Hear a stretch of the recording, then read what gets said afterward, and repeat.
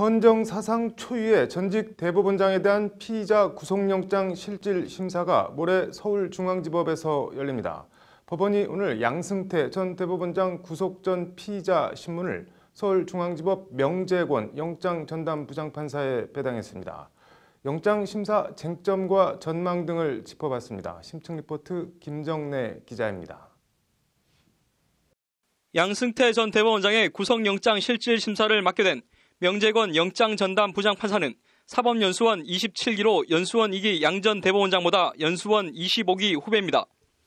명 부장판사는 지난 1995년 검사로 임관한 검찰 출신으로 2009년 판사로 전직했습니다.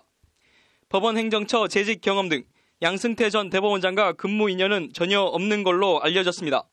지난해 9월 서울중앙지법 영장전담부장판사로 부임했고 부임 직후인 지난해 10월 양 전 대법원장 차량과 고영한, 박병대, 차한성 전 법원 행정처장의 주거지나 사무실에 대한 압수수색 영장을 발부해 법원의 영장 줄기각에 막혀있던 검찰 수사 물꼬를 터준 바 있습니다.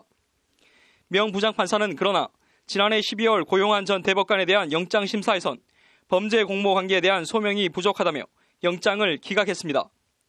검찰이 고 전 대법관을 건너뛰고 양 전 대법원장에 대한 구속영장을 직접 청구한 만큼 영장 심사에선 양 전 대법원장의 직접 개입 여부 입증이 핵심 쟁점이 될 것으로 보입니다.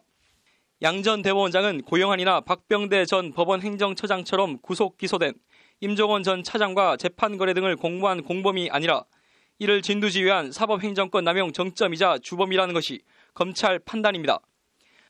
검찰은 김앤장 독대 문건과 판사 블랙리스트 문건, 이유진 수첩 등을 확보한 물증과 진술로 양 전 대법원장의 혐의와 구속 필요성을 적극 개진한다는 방침입니다.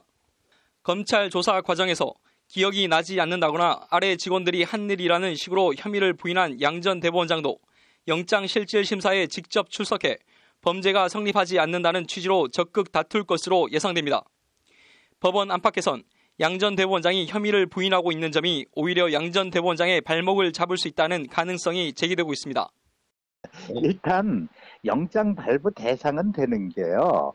이게 이제 사법농단이라는 범죄 중대성이 있고 또 그 전 대법원장이 그 사건을 부인하기 때문에 증거인멸 우려가 있는 것은 맞거든요.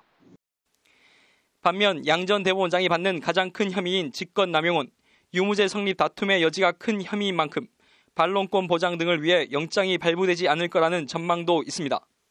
무죄 추정의 원칙이라든지 피의자의 방어권에 입각해서 도주의 염려가 없고 그리고 증거도 이미 수사를 통해서 충분히 확보되었다라고 하는 논리를 들어서 구속영장을 기각할 가능성이 많습니다. 구속영장이 다시 청구된 박병대 전 대법관에 대한 영장 심사는 같은 날 허경호 부장판사 심리로 진행됩니다.